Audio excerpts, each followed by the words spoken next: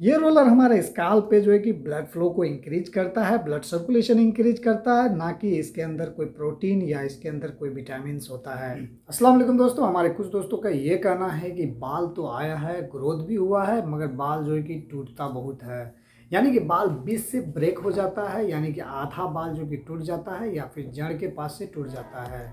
एक तो होता है दोस्तों बाल जो कि जड़ से ही निकल जाता है, मगर जो कि अगर बाल टूटता है तो उसका पीछे का वजह क्या हो सकता है दोस्तों।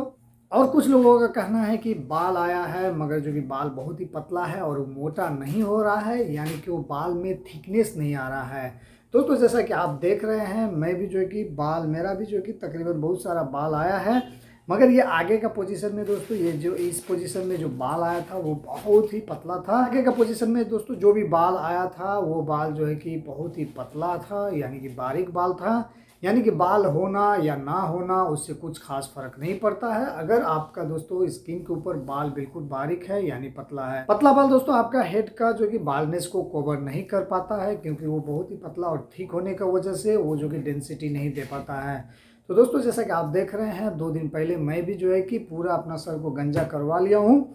ताकि जो है कि इसके बाद जो मैं अगर ये न्यू हेयर लोशन इस्तेमाल करूंगा और जो डर्मा रोलर यूज करूंगा तो उसका इफेक्टिवनेस ज़्यादा हो, उसका इफेक्टिवनेस जो है कि और अच्छा तरीके से आए, ताकि जो बाल का जो जड़ है वो थोड़ा मोटा हो सके। तो इस तरह से दोस्तों मैं भी प्रैक्टिकल कर रहा हूँ कि मेरा जो कि बाल कैसे मोटा हो सकता है। ये रोलर हमारे स्काल्प पे जो है कि ब्लड फ्लो को इंक्रीज करता है, ब्लड सर्कुलेशन इंक्रीज करता है, ना कि इसके अंदर कोई प्रोटीन या इसके अंदर कोई विटामिन होता है। दोस्तों ये बाल जो है कि हमारा प्रोटीन से बना हुआ होता है, इसके अंदर जो है कि 95% प्रोटीन होता है। यानी कि दोस्तों हमारा बॉडी जो है कि ब्लड के थ्रू प्रोटीन सप्लाई करता है, और हमारा ब्लड जो है कि हेयर बॉल में जा करके हेयर फॉलिकल्स के पास वो प्रोटीन का सप्लाई करता है। दोस्तों ये बाल जो है कि प्रोटीन से बना हुआ होता है, और जो है कि प्रोटीन हमारा बॉडी के अंदर होता है, यानी कि हम जो खाते हैं प्रोटीन वो हमारा ब्लड के अंदर जाता है, और ब्लड जो है कि हमारा हेयर रूट तक प्रोटीन पहुंचाता है, और वहां से जो है कि बाल बनना स्टार्ट हो जाता है। ये सारा जो है कि प्रोसेस दोस्तों हमारा हेयर फॉलिकल बाल के नीचे जो कि हेयर रूट जो है वो सारा काम करता है, प्रोटीन को जो है कि बाल के रूप में कन्वर्ट करने का काम करता है। अब दोस्तों यहाँ पे सवाल आता है कि अगर हमारा ब्लड जो है कि पूरा पर्याप्त मात्रा में अगर प्रोटीन नहीं पहुँचाए, यानी कि हमारा ब्लड के अंदर जो प्रोटीन का मात्रा कम हो, तो वो जो है कि ब्लड के थ्रू हमारा हेयर रूट को प्रोटीन भी कम सप्लाई करेगा, और कम प्रोटीन होगा यानी कि हमारा बाल भी उसका थिकनेस भी कम आएगा। प्रोटीन का दोस्तों बहुत बड़ा रोल है हमारे बाल को डेवलप करने के पीछे, बाल को स्ट्रोंग बनाने के पीछे, बाल को मोटा बनाने के पीछे। और बाल अगर दोस्तों हमारा बॉडी के अंदर पर्याप्त मात्रा में प्रोटीन नहीं होगा, यानी कि अगर हम प्रोटीन नहीं लेंगे तो हमारा ब्लड के अंदर प्रोटीन कैसे पहुंचेगा, और हमारा ब्लड के अंदर जब प्रोटीन सही से नहीं पहुंचेगा तो हमारा ब्लड जो है कि कैसे हमारा बाल को रूट के पास प्रोटीन पहुंचाएगा वो अपना ब्लड वेसल्स के जरिए। दोस्तों हम लोग जो है कि यहाँ पे ब्लड सर्कुलेशन इंक्रीज तो कर लेते हैं, मगर जो है कि यहाँ पे प्रोटीन नहीं पहुंच पाता है, जिसका वजह से वो बाल का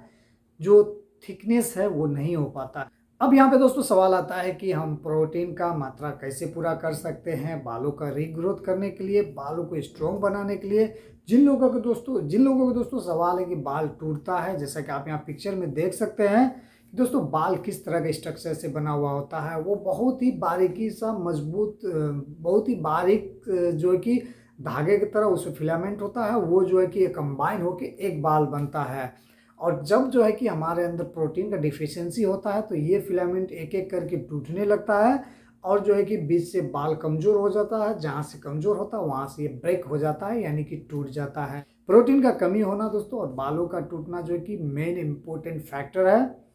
और हमारा बाल जो कि मोटा नहीं हो पाता है उसका भी यही वजह है दोस्तों, हमारे पर्याप्त मात्रा में प्रोटीन नहीं पहुंच पाता है। अब यहाँ पे सवाल आता है दोस्तों कि हम प्रोटीन कहाँ से पूरा कर सकते हैं, कहाँ से हमको जो है कि प्रोटीन मिलेगा।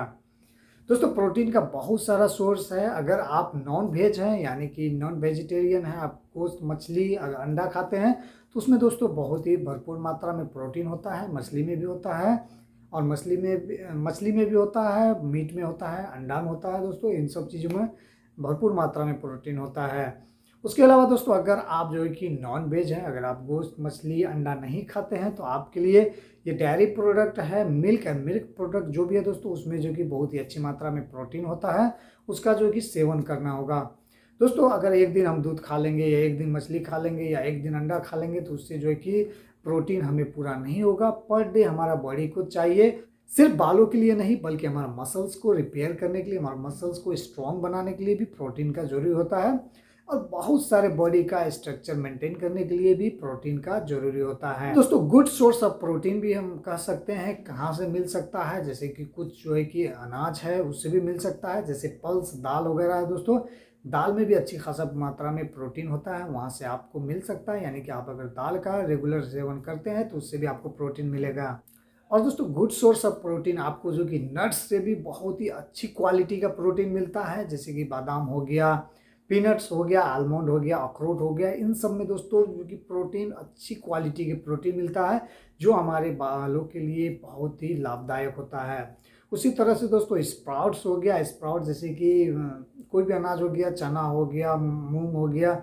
इसको जो कि स्प्राउट्स, इसको यानी कि 2-3 दिन तक इसको जो कि थोड़ा मॉइस्चर में रखने से, पानी में रखने से इसके अंदर से जो अंकुरित होता है ये बहुत ही अच्छा सोर्स ऑफ प्रोटीन माना जाता है। इसका भी दोस्तों आप सेवन कर सकते हैं अगर बालों को स्ट्रॉन्ग बनाना चाहते हैं। तो दोस्तों इन सब चीज़ों पे आपको ख्याल रखना होगा, अपना डाइट को मेंटेन करना होगा और स्पेशली आपको जो कि प्रोटीन पे ध्यान देना होगा, और इंशाल्लाह आपका बाल जो है कि बहुत स्ट्रॉन्ग होगा और जो कि आपका बाल टूटेगा नहीं और ये मोटा भी धीरे धीरे होगा। दोस्तों थोड़ा टाइम लगेगा मगर जो कि धीरे धीरे आपका जो कि कंडीशन में आ जाएगा। दोस्तों आज का वीडियो में इतना ही, उम्मीद करता हूँ ये वीडियो आप लोगों को पसंद आया होगा। ये वीडियो को लाइक करके हमारे चैनल को सब्सक्राइब करें। मिलता हूँ नेक्स्ट वीडियो में, तब तक के लिए खुदा हाफिज़, गुड बाय, टेक केयर।